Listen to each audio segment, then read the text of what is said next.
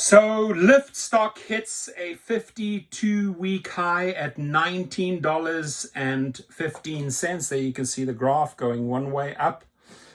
My guess is, before I dive into the article, my guess is it has a lot to do with the fact that Lyft has officially started AV rides in Atlanta. So they can now show, and it did look like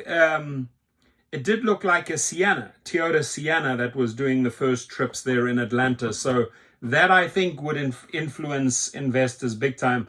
Plus the fact that they're stealing record numbers from drivers and riders. That obviously helps them too. But Lyft Inc.'s stock reached a 52-week high, hitting 1915, marking a significant milestone for the ride-sharing company with a market capitalization of $7.69 billion. And correct me if I'm wrong, but I do believe if David Risher hits certain milestones, he gets insane bonuses. So I'm pretty sure he must be pretty close to hitting his incentive. According to Investing Pro analysis, the stock's technical indicators suggest it's an overbought territory, though the platform's fair value model indicates potential for further upside. Over the past year, the stock has surged 63.18%, with particularly strong momentum showing a 60.19% gain in the last 6 months. This upward trajectory reflects investor confidence and a recovery in demand for ride-sharing services post-pandemic, supported by robust revenue growth of nearly 20%. The recent high underscores Lyft's resilience in a competitive market as it continues to expand its service offerings and improve operational efficiencies. 5 analysts have recently revised their earnings estimate upward, with Investing Pro offering 18 additional key insights about the company's financial health and growth prospects.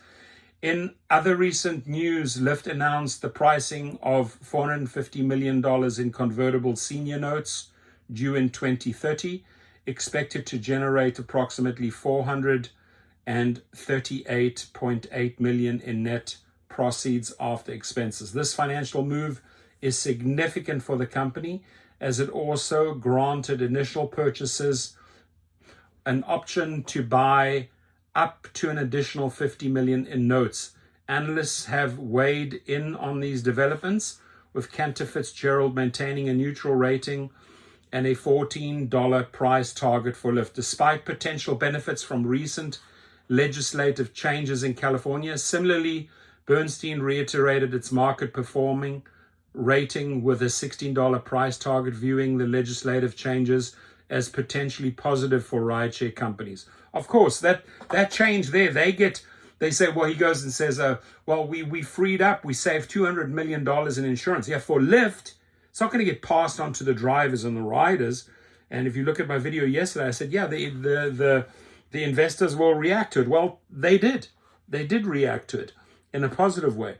These ratings reflect varying perspective on Lyft's potential amid recent legislative and financial developments. The California bills, which allow drivers to collectively bargain while maintaining their independent contractor status, are seen as a positive shift for the rideshare industry.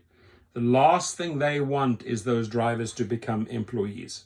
That's really their biggest nightmare. So this is a win for them.